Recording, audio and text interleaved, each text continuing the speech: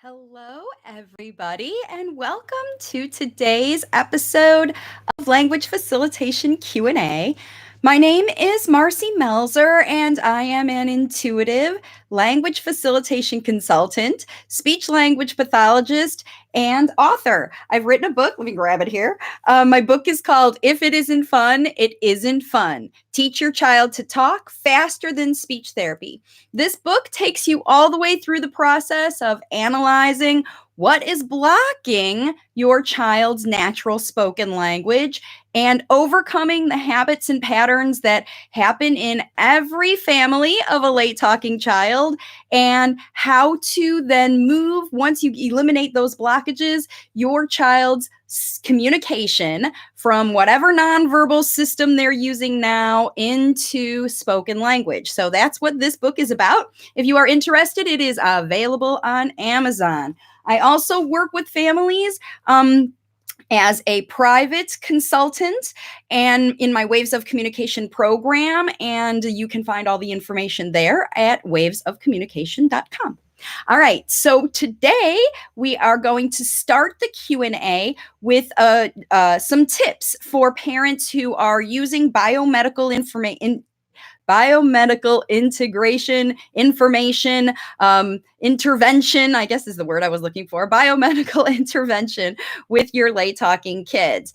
And there are many different things that biomedical means. So what I have done today is put a few notes together about my take on biomedical intervention and language facilitation, and also some experience that the parents who have worked with me have shared about their methods of moving through. And I have a number of families in my program who are using one form of biomedical intervention or another. So what I'm going to share with you is some of the tips that we have worked together to develop to help these families work with the unique situation of their biomedical intervention along with facilitating spoken language.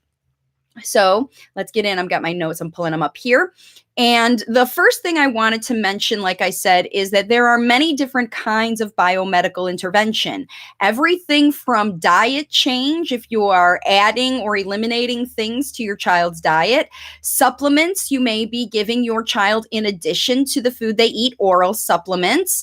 There is the injectable kind of biomedical intervention like stem cells. And then there are also other medical interventions that are necessary, like blood transfusions and things like that, platelets for kids who have immune issues. Some kids have to get consistent intervention that's injectable or through feeds lines, that plug in with needles. And then there is electrical stim that also happens as a biomedical intervention for late talking children. And the one thing that is sort of, I guess, characteristic of the reason that parents choose to use biomedical intervention is because what it does for the child. I'm going to adjust my camera here just a little bit so you can see my shirt. Remember, parents are the best language facilitators. So the most important thing to realize is what the biomedical intervention goal is. What is the physiological thing that this biomedical intervention is trying to change in your child? So what the first advice I have for anyone, and there's going to be a whole range of people watching this video, from people who don't even know what biomedical intervention is to those who are biomedical parents who have run the gamut and done everything. And I have all ranges of parents who work with me in my program as far as this avenue. So if you are considering, this is the one thing I want to say that every biomedical parent would agree with.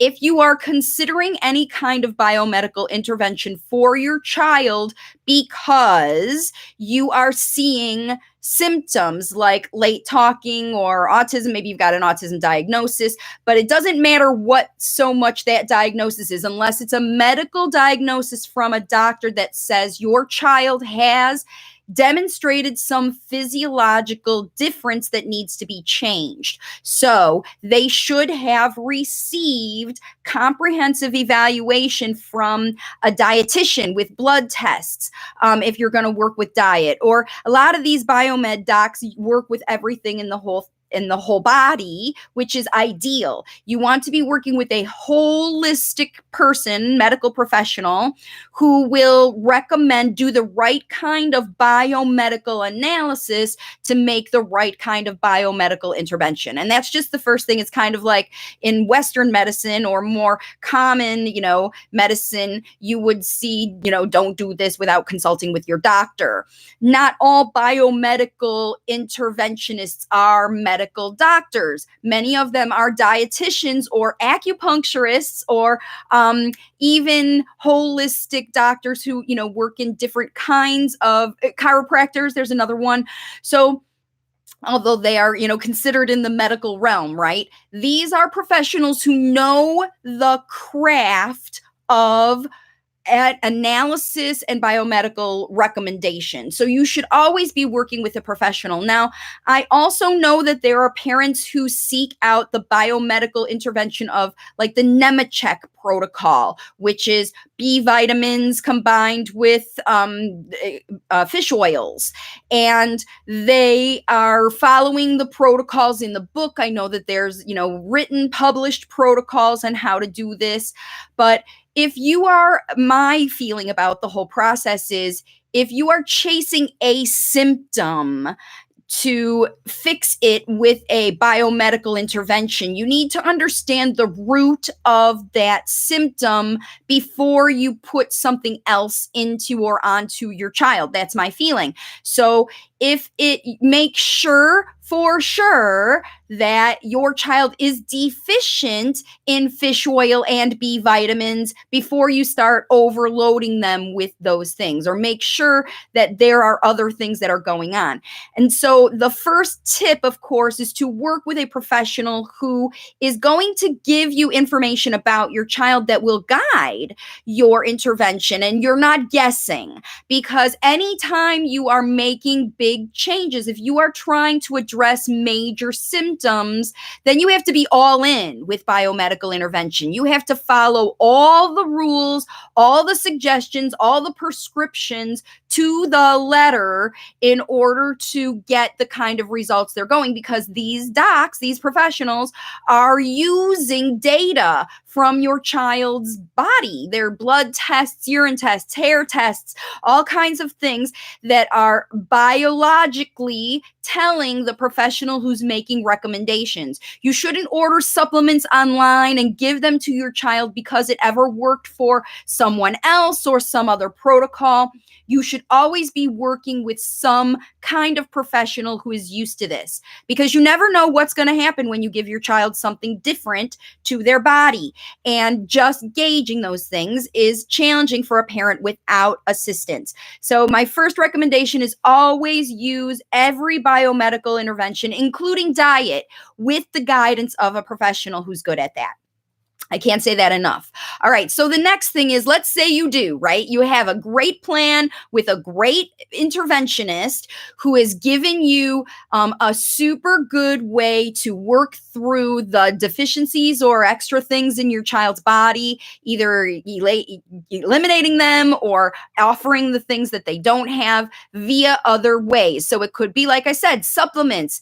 If the supplements that your child is taking might be increasing neurotransmitters. Maybe they had one of those brain scans where they do the EEG kind of things and they see that there is one kind of activity or another going on in your child's brain, and the supplements they're giving you are changing that activation.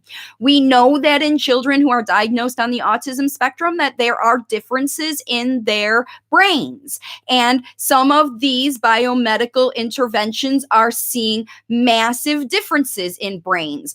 Other parents report report their children's brains are their child's body is toxed out as a result of having vaccinations or some other, maybe they ate some food they had sensitivities to and their body is overloaded and toxed out by those things. So what's happening in all of those situations is you have a plan to work to remedy what is off kilter in your child's body. And the way that you know that things are off kilter, I guess is the best word I want to say, because the word that I'm shooting for, the word that I want to talk about is the word regulation. Because this is how parents identify when something is going on in their children. All behavior a child does from the time they come out of you is communication.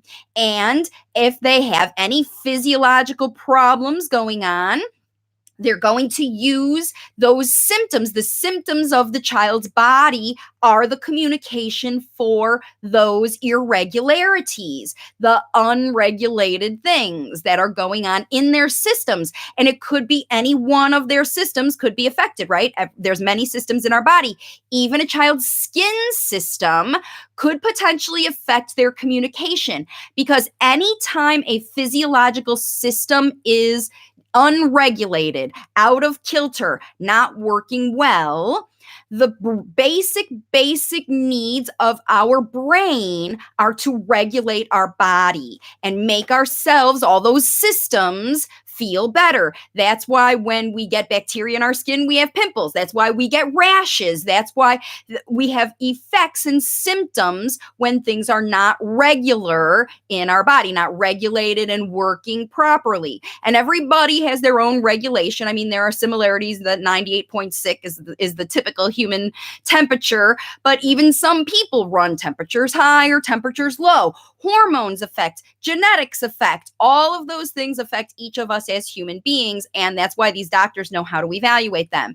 Your plan as a parent. So tip number one that I have for parents who already have a plan to work with the physical things. So what happens with the doctors is you go back and get new tests and you see that the blood, hair, or urine is looking different as a result of the biomedical intervention. But what you are seeing at home that you don't see in the lab is changes in behavior. Because your child is communicating, you're going to see physical symptom changes, maybe rashes or rashes going away, maybe weight gain or weight loss with regards to diet changes. You're going to see different physiological things in your child's body, but also you will see behavior, right? So as a biomedical parent, you want to be very good at analyzing your child's behavior and look at what is communicated by that behavior as far as their physical symptoms. And the trick with language facilitation is you talk about the whole process. So while you see your child is and this is the thing, as their physical systems become more regulated, their behavior often becomes more regulated. So you'll see where a child might be doing some obsessive things like itching or pacing or whining or crying or something like that, that indicates that their physical body is not well. Then you add your biomedical intervention, you will see less of that behavior. So it is super important to pay attention to those things.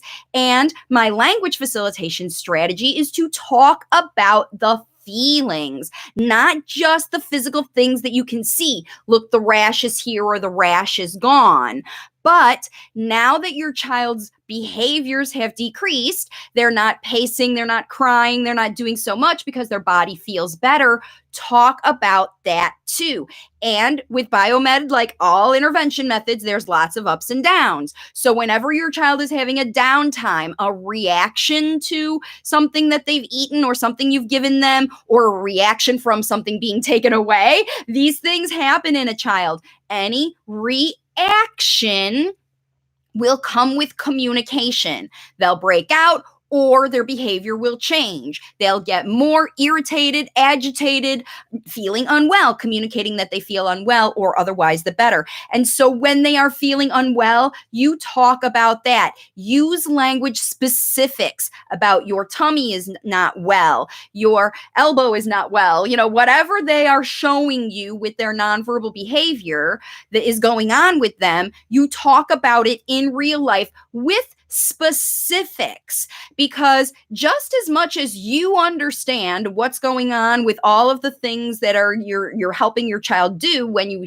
take them to a place to get stem cells, or you give them their supplement, or you've changed their diet, or there's a thing they cannot eat or something like that, whenever you are talking with your child through the process, the language needs to be there, because they're hearing you talk about it when you talk on the phone with the doctor. They're hearing you in the room when you talk with the doctor, when they're there, and you want to be using the same lingo. Even if it seems like very complicated, cerebral folate, kind of all the medical terms that are using, don't be afraid to use that vocabulary around your child, because most kids who have illnesses from very young grow up knowing the language of being a kid who has illness, a sick kid. They learn sick kid language. And if they are irregulated, if their body is not regulated, then they're not going to be able to listen and learn the language from you. It is when their body gets regulated again with the intervention that you're using that you have now the opportunity to move in to teaching them how to use those words functionally. So, tip number 1 is talk about the feelings and the situations, both the things you can see and the things inside that surround your child's ups and downs as you move through the biomed. Talk through the process. All right. Tip number 2 is that you should provide your child with models to talk exactly about the change that they are feeling, because this is what you want to know from them, where in the moment they are feeling XYZ before they felt a different way. And remind your child, attach the remedy to the feeling. It's very important that your child understands why these things are going on, and they might not at the first time you give them their intervention. So if you're changing their diet, they don't understand why you're changing their diet. They just know they can't eat some of the things they used to eat before. Or they're eating extra things that they never used to eat because you're offering new opportunities for them, like veggies or extra fats or, whatever you're putting in their diet if they're not used to eating those things. So you want to make sure you explain to your child how this intervention will help them, instead of just trying to sneak it in or put it into their food or whatever. You might have to disguise it if it tastes terrible. But the thing is, your child probably knows that those things are in their food and it's gonna taste different. You are better off, especially if you're looking at long-term biomed integration, is to tell your child what is going on and call it magic powder if you're mixing a supplement into their food. Call their food Superman food. Make the biomedical fun for your child. Make them feel like a superhero because they get to have this extra diet or supplement or whatever, and other kids don't get to have it. Make them feel excited and part of the process. That's the next tip, that you let them be part of the intervention. So if you're doing like TDCS, for example, and you're taking your child, or you've got a unit and you're using it with your kids at home or whatever you're doing, you want to make sure your child is going through every step of the process to help them learn how it works, what's going on. This is going to make you poop more, or this is going to make you talk more, or this is going to make you be able to pay attention more, or whatever it is that you're going for, because you're giving these biomedical intervention because something's not working for your child, and you want to remind them that all this work, this research, the doctor visits, all of that stuff is for a reason, and they are part of the process. Kids often who are not feeling well, their parents find themselves falling into the fix my kid mindset, where they are looking for the next drug or whatever to just give to their child and hope it works, pray it works. But the thing with language facilitation and any kind of intervention you do, so it doesn't have to be biomed. What if your child has ear infections, right? It's the same situation. You have to make sure you're going to a doctor, get those systems, their hearing systems working better, so that when you facilitate the language your child needs to hear, then they can process it. You give them medication so their systems regulate, and then your job starts. Right? It's not finished when you're doing all of that. Once you get your child regulated, you've got to start over with language facilitation, because whenever your child's not regulated, their attention is going towards fixing their body. And the behavior is all about trying to feel better. It's all about when I feel better, when I feel better, when I feel better, when I feel better. And it's true. When your child is not well, they cannot learn well. They can't do anything well because they're not feeling well. Think about how you feel when you have the flu, or even just a bug. Even if you're not feeling yourself during the day, you're not going to be motivated to get up and go to work or go to school every day if you're not feeling well. And kids need to be able to listen and focus to other humans talking in order to develop spoken language. So while they're not regulated, you're not going to get it. And then the next step, the last tip for biomed parents is, while you're talking through the whole process, if your child is still in the middle of the biomed stuff and they're not always regulated, okay, you're still finding them spending a lot of time in their own world. You haven't got the right cocktail of information yet, or you're just getting started.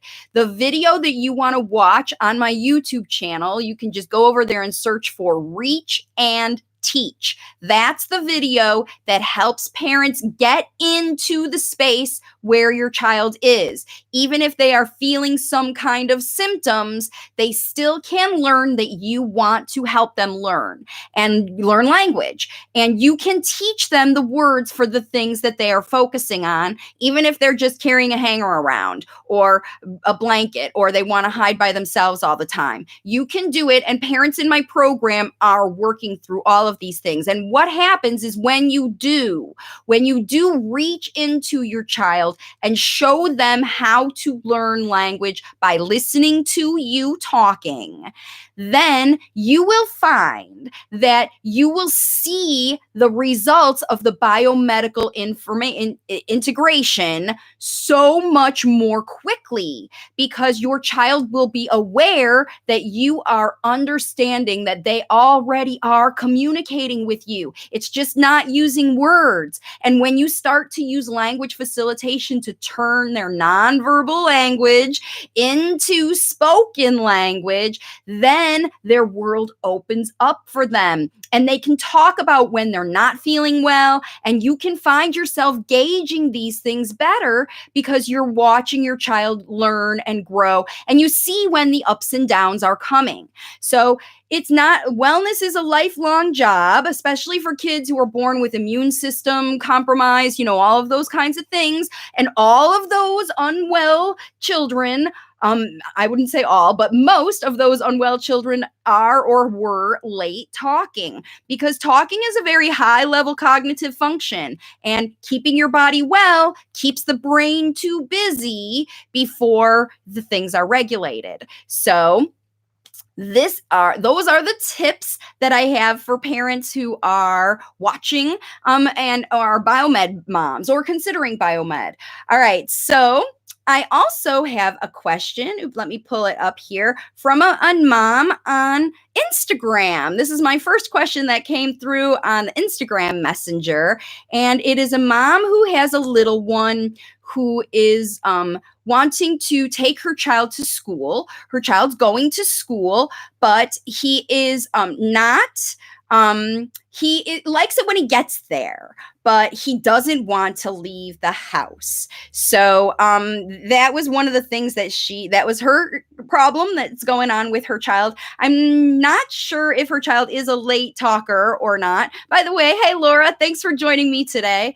If you have a question, go ahead and put your comments in the comments here. And if you're watching on the replay, I'll get your question on the next video. So you are welcome to post questions right in the comments if you are interested in getting your question answered. So like I said, this mom was mentioning that it's hard for her to get her child to leave, to go to the school. And then I'm not sure what happens in the process. But what I'm going to do is I'll give you a little step-by-step to help your child get used to or want to go to school or want to do anything. Really, you can use this process no matter where your child is not excited about going. And you know it's a good place. So first thing is you have to understand that the destination is in fact a place that your child wants to go.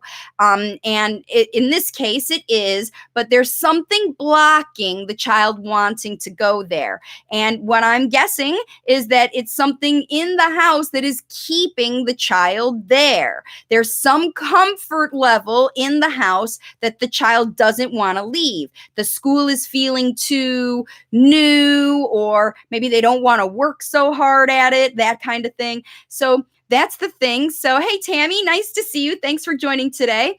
And the situation, the way you do it is, first of all, the night before you're going to school, you do a little prep with your child and you talk about and get everything set up for the morning, like your shoes. Maybe if your child takes a lunch with them, you make the lunch ahead. If they don't take a lunch, they probably take a backpack with their stuff in it. Put that backpack in the same place right by the door or in a chair by your dining room table or something like that, where they know where it is. Their shoes are right there by their backpack. Set it all up so you remind them that in the morning, after you wake up and have your breakfast, it's time to go to school. And you do this before you tuck your child in at night. And then while you tuck them in at night, you do the same. You say, okay, good night. Tomorrow's going to be a great day at school, and give your child a kiss and let them go. And if they don't, like when you bring up school, you start to get resistance, then you have to remind your child about all of the things that they love and they're grateful for at school. Whenever we feel like we don't want to do something, it always helps us to think about the positive. So you talk to your child about whatever they do like about it. They like their teacher, they like their friends, maybe the activity that they love the most, the playground, right? You're going to get to play on the playground with your friends tomorrow. These are the things that you need to tell your child before, the night before, to prep them. Because I think what happens with a lot of moms of late talking kids is they don't give them credit for understanding the process of going through. It's kind of like the biomed kids. If your child has some level of unwellness, you as a mom instinctively take over responsibilities for your child. So if you are wanting your child to start to accept those responsibilities and go out on their own to go to school or do things like that, then my tip is to give them more responsibility for the process of that thing, but also give them some extra responsibilities at home. So for your child, let them be the one to put their backpack on the table. Let them be the one to put their shoes where they go. So they understand that they're part of the process to get out the door in the morning. And then Every time, like I said, if they whine about it, they don't want to go about it, they say no school, they say no teacher, you say, but your teacher's so fun, no teacher, but your playground is so fun, no playground, right? They really don't want to do it. Then you have to tell your child, well, it's gonna be a fun morning driving there, and let them know that it's gonna happen anyway. So I'll see you in the morning. Lots of hugs and kisses. And then in the morning when they wake up, you let them know first thing when they open their eyes, good morning. It's Monday. Today is a school day. We're going to go to school. Won't it be so much fun to do XYZ favorite thing they do? Must tell them, enlighten them about, wow, it's going to be so fun today. And maybe whatever helps you get out the door can be more fun. Maybe like if they don't want to leave your house and when they get in the car, they're okay, then maybe they need to have some transition object to take with them to take them in the car if they're feeling that comfort thing, and let them know ahead. You can have your comfort object, your whatever, you can take your teddy and ride in the car, but as soon as we get to school, he stays in the car and you go in. And then however you transition your child in. You also want to remind the teacher, tell the teacher that your child is not wanting to come to school, that he's not wanting to leave the house, and let the teacher know that when you drop your child off the next day, you want to make a really big welcome. Make sure that you get a, hey, I'm so glad you're here, all of that, because that's what's going to be very helpful to get your child to want to go. There's somebody waiting for you on the other end. Let's not disappoint them. Remember, giving your child a little bit of responsibility for, look, you're going to hurt your teacher's feelings if you don't go. She is waiting for you. Your friends are waiting for you. Come on, let's go. And the fun things that you'll do. So they responsibility in combination with the things that they have to do, right? And with making it fun. If it isn't fun, it isn't fun. That's the whole part. All right. So here's Laura with a question. She says, I'm trying to help my daughter learn the art of patience in waiting her turn, or the need to sit on a mat and wait while a coach at an after-school club explains what's going to happen in the session. Okay. So that's a great, it's a common, Laura, thanks for that question. It's a common thing for teachers of let's say story time at the library, gym, group activities, music classes, any kind of class where a teacher is charged with trying to wrangle a bunch of kiddos and 3-year-old toddlers or whatever. They give them a thing to do to occupy their responsibility, right? That responsibility. So all you have to do is stay on your mat. And so what you want to do is try to, Laura, emulate that expectation in your house so you can teach your child, because that teacher or coach or whoever is expecting your daughter to be able to sit in their place. You can do it with, take some masking tape and put an X on your floor and tell your child that they have to sit in one place for a certain period of time while they wait for instructions. And then when you give the instructions, you have to wait until they say go. So, that could be the other thing. You have to wait until the teacher says it's time to go, listening carefully for the right instruction. So her instructions are to sit in one place and listen for the thing to do. So if she's not used to listening and focusing on the guy standing up, then try to give your daughter some of that experience. Have her sit on the floor and stand up and give her some instruction like, you're going to go get 2 things, because she could remember 2 things now that she's such a good follower and a listener. So tell her she's going to go get her shoes and a pink shirt.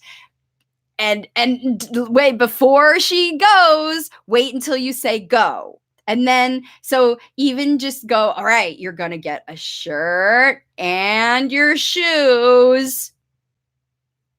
Shirt and shoes. You're going to get them and bring them right back here. So you give a very simple direction, but kind of draw it out. And if she tries to get up, say, wait, I didn't say like the magic word or go or whatever. And then you could talk to the coach and let him know that, look, I've taught my daughter that she needs to sit on the thing, but you need to let her know the magic word of go, or it's time to go, because she understands now that she needs to wait to be told to get up from this thing, that it's time to get up. So, and he may say it's time or whatever. So when you're watching your child in the class, if you can, listen for the things that the teacher says and try to remember, you know, like I said, when you're teaching your child at home, when coach so-and-so says whatever, while coach so-and-so is talking in front of the group, your job is to sit your booty on your mat. And that's where you stay. Don't get up until he tells you. And if you see other kids getting up, they're not listening. Coach so-and-so wants you to listen to him. Sitting on your place time is listening time. So when you sit on your mat, you turn on your ears. And you can teach your daughter that. She can understand what it goes. That teacher should be, obviously the teacher, the coach, is expecting your child to sit in one place and not giving the kids the instructions to do so. So that's where often parents have to step in and help their kids be able to do those things.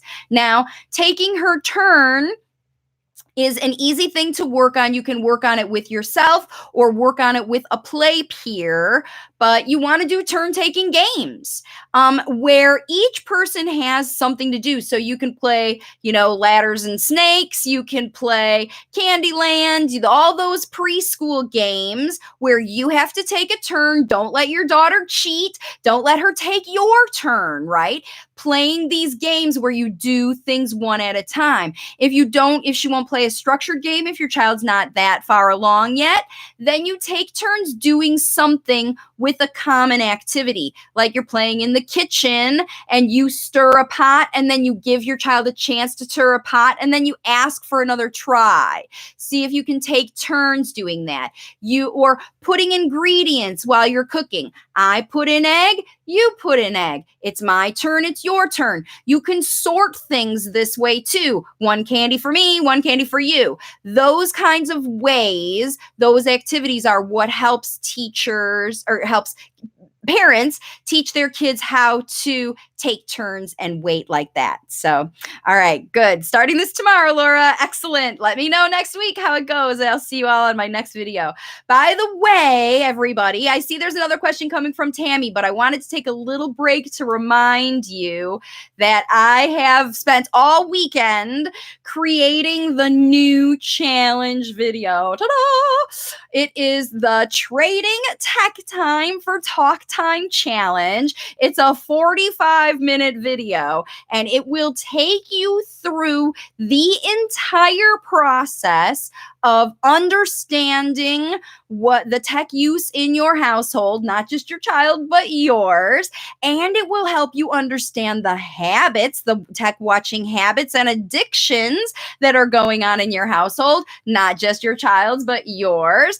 And it will give you the whole process to make it easy for you to teach your child to be okay with less than 1 hour of tech per day, systematically moving through the process. I also talk about in this video the 3 common traps that fuel tech addiction in children and the strategies and what to do when those things happen. And I also teach you in this video some tips on how to use the video that you do have in your life, all of the tech that you use in your life to facilitate language as positive tech experiences, because we know tech isn't going anywhere. It's going to be around for your kids, and it's a really cool video. I've edited it all. It's all ready to go, and it's going to launch on my birthday, which is on Wednesday, the 5th of February. So watch for YouTube and Facebook for that video to drop. It's very, very exciting. So that's going to be a super fun video for everybody to have. Laura says, yay. All right. So let's get to the next question from Tammy, who says, what is the best way to promote spontaneous language with my 19-year-old daughter that has some language, but we're not getting the spontaneous language without forcing it? Okay, so really good, Tammy, really good question. And here's the thing.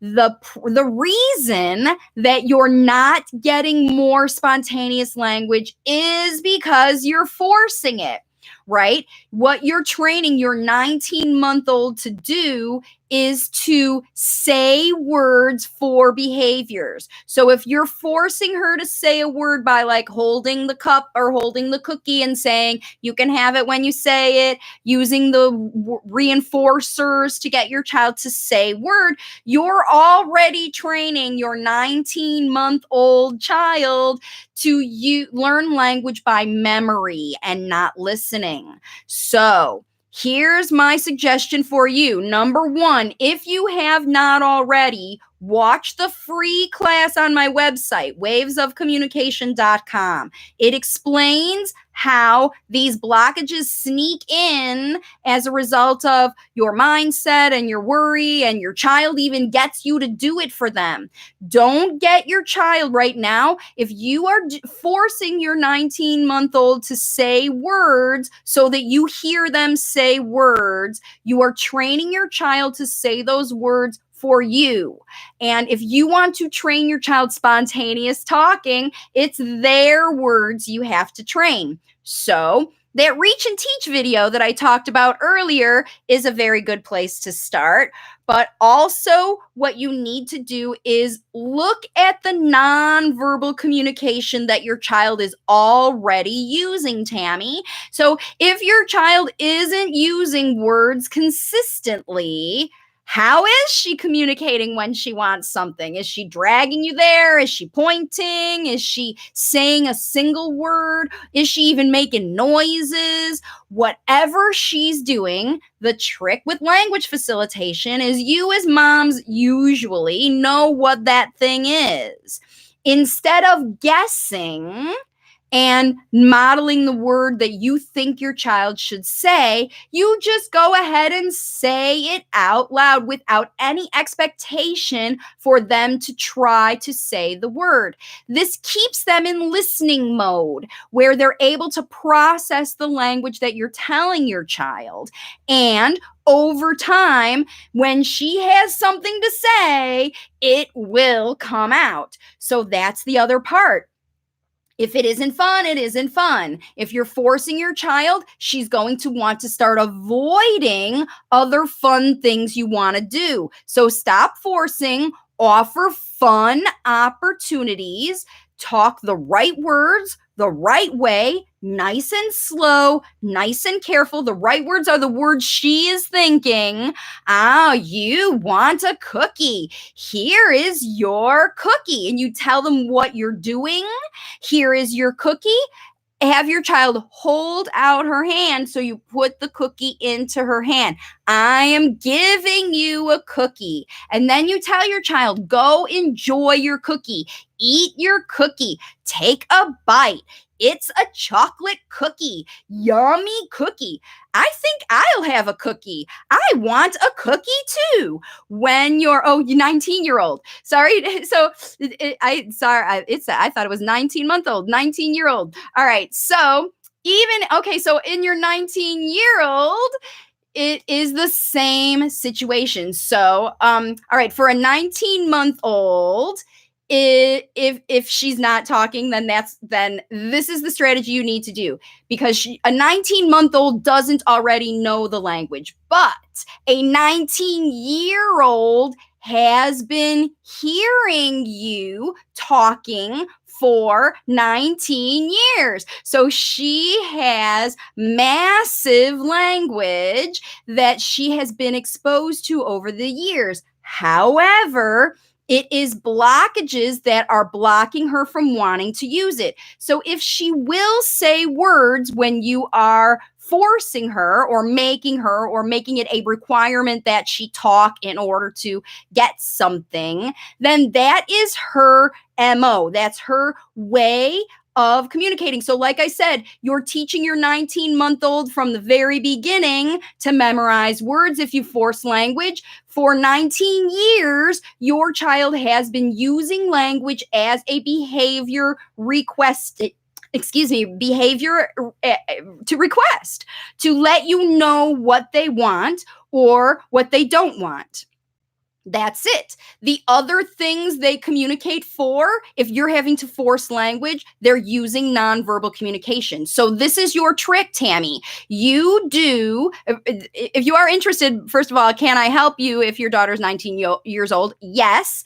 And because you've got 19 years of habits going on, and your 19-year-old child already has a set foundational communication system that your daughter already set up with you, right? Your daughter knows how to get you to understand exactly what she wants right now.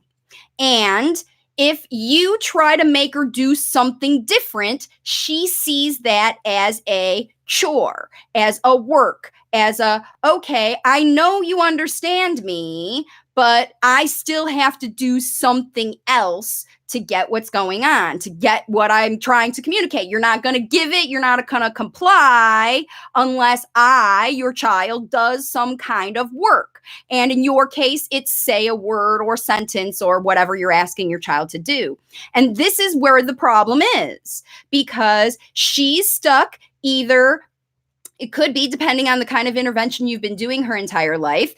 If you find yourself, and this is how you know, if you find yourself, Tammy, at home asking questions all day long, do you want this? Are you going there? What do you have? What are you doing? Where are you going? If you find yourself asking questions all day, and if you find yourself giving directions, like your child won't do anything unless you direct her through every step. Come here, sit down, eat your dinner. When your dinner's over, put your dish in the sink, every single step of everything. And she's 19 years old. That means that your daughter is prompt dependent, and she doesn't know how to think for herself to do these spontaneous things. And the way that you facilitate that, the way I teach families in my program and the way I would teach you, is we can't start from scratch and learn brand new vocabulary with flashcards and those kinds of things. That doesn't even work for the little kids. You need to talk with your daughter about the things that she is spontaneously communicating to you with her nonverbal language. So if she is looking at you with an expression that she is annoyed because you are making her say words, then you talk about, wow, it is really annoying. You are really annoyed when I make you say these words. You don't like it when I tell you, because look at her expression on her face. She's telling you that she's annoyed with you. She's rolling her eyes. She's walking away from you. She's completely ignoring you. If she is using aversion to you, then that's the blockage, because children, don't matter what age, can learn natural spoken language if they learn how it works. But her language is already established. She's not even in the motivation at all to learn a brand new communication system, because what she's got going on right now is working. Because when you're not making her say words, you're guessing what she wants and just giving it to her anyway. Because if you were facilitating language would be developing. But you are facilitating this prompt dependence and waiting, and you will be fighting with her forever if you don't make the change. And my suggestion is, Laura or Tammy, if you have not seen my free class on my website, that's where you should go as well to understand how these blockages sneak in and what to do to help them go. I know that I could help you work through this. I've got families in my program in their teens.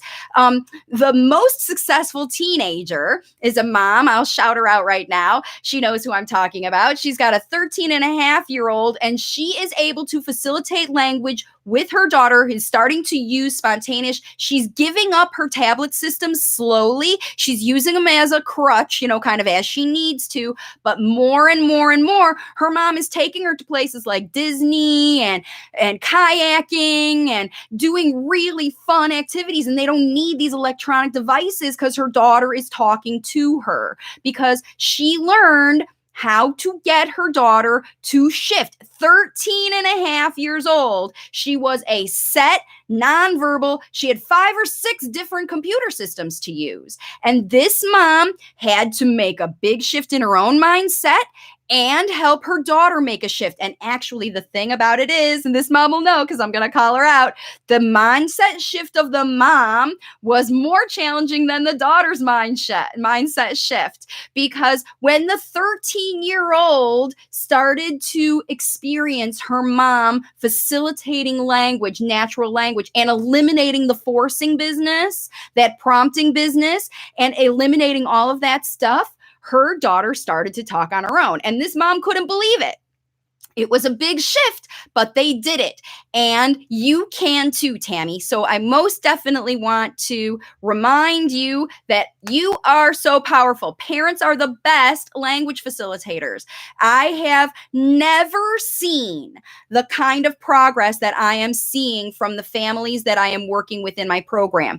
All over the country, all over the world, in 12 different countries, in multiple languages too, everybody, in kids who are older. And the older kids make a shift fast, but parents must make a shift too. My programs are not programs for the kids. My programs are programs for parents. And that's why I do live Q&A for parents, to give you strategies you can use in your home during your everyday activities to help your child start to use natural spoken language, the spontaneous stuff that's already inside of them. So, all right, I'm not seeing any more questions for today. Thank you so much for joining me. Please give this video a like. My subscribes are growing, but I know that most of the people who don't watch my video are not subscribed. So if you hit the subscribe button, then you will know the very second, hit the little wiggly bell, so you know the second that video drops for my Tech Time to Talk Time challenge. And depending on how much tech time your child has now, within a week, you could have them spending all of their tech time with you and just using your tech time, whatever tech time they're doing together, and spending their non-tech time with you learning language while you're doing it. So I will see you all for sure on that video that's launching on the 5th of February. And if you want to know more, like I said, there is 200 videos here on YouTube. Go to my page, search for a topic that you're thinking about. Something will pop up. And if that doesn't, scroll through the videos and find one that resonates with you, because there's about every topic for every age of late talkers. Late talkers are just kids who are not talking yet. And even if they're using minimal spoken language, like needs-based language, you can teach them how to use conversational language, especially if they're using needs-based language. They're already talking. If your child's completely nonverbal, and you're using biomed, you're at the very bottom of the range. But this is a developmental language model, the way all of us who are talkers learned how to talk. And parents are the best at facilitating that language. And it's my mission to help parents all over the world, as many parents as possible, teach your kids how to use natural spoken language. Thank you again for joining me today, everybody. Thanks for liking this video. Put your comments, if you're watching the replay, put your comments in for next time, and I will see you all on the next live video. Thursday at 2 p.m. over on Facebook. And I'll see y'all then. Have a great week and enjoy the new challenge. Bye for now.